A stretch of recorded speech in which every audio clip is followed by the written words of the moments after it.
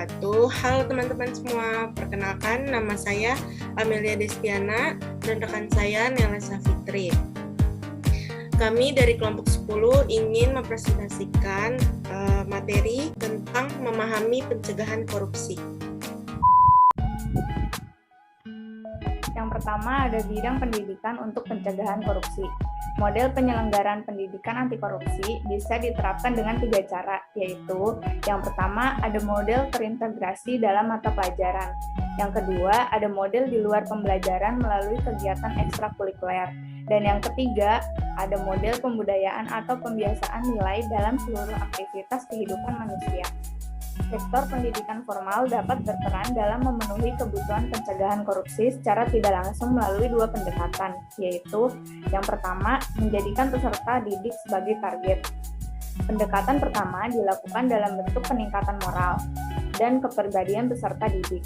Peningkatan moral dan kepribadian melalui sektor pendidikan formal apabila sistem pendidikan di Indonesia diubah tidak hanya mencetak manusia yang cerdas secara intelektual, tetapi juga baik secara moral. Yang kedua, menggunakan peserta didik untuk menekan lingkungan agar tidak permissive to corruption. Pendekatan kedua dilakukan dengan memberikan materi-materi pengayaan yang dapat mendorong peserta didik untuk menjadi pelaku pencegahan korupsi. Yang kedua, mahasiswa sebagian masyarakat mengawasi terjadinya korupsi baik pemerintahan maupun sektor swasta.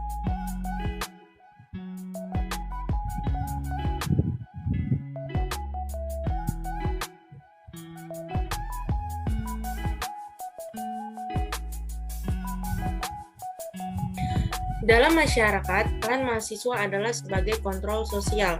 Mahasiswa dapat melakukan peran pencegahan terhadap korupsi dengan membantu masyarakat dalam mewujudkan ketentuan dan peraturan yang adil, dan berpihak pada rakyat banyak, sekaligus mengkritisi peraturan yang tidak adil dan tidak berpihak pada masyarakat. Peran penting mahasiswa tersebut tidak dapat dilepaskan dari karakteristik yang mereka miliki, yaitu intelektualitas, jiwa muda, dan idealisme. Keterlibatan mahasiswa dalam gerakan anti korupsi pada dasarnya dapat dibedakan menjadi 3 wilayah, yaitu yang pertama lingkungan keluarga. Lingkungan keluarga yang dipercaya dapat menjadi tolak ukur yang pertama dan utama bagi mahasiswa untuk menguji apakah proses internalisasi anti korupsi di dalam diri mereka sudah terjadi atau belum. Yang kedua, lingkungan kampus. Lingkungan kampus, keterlibatan mahasiswa dalam gerakan anti korupsi di lingkungan kampus tidak bisa dilepaskan dari status mahasiswa sebagai peserta didik yang mempunyai kewajiban ikut menjalankan visi dan misi kampusnya.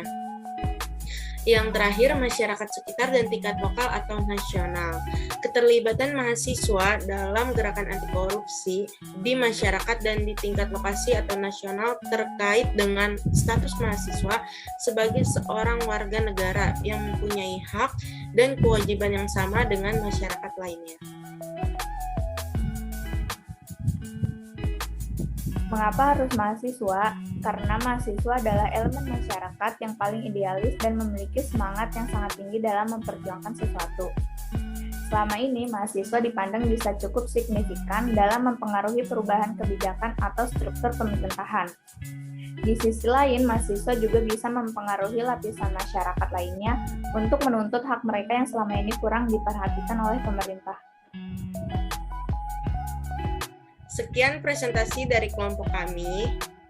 Kurang lebihnya mohon maaf. Wassalamualaikum warahmatullahi wabarakatuh.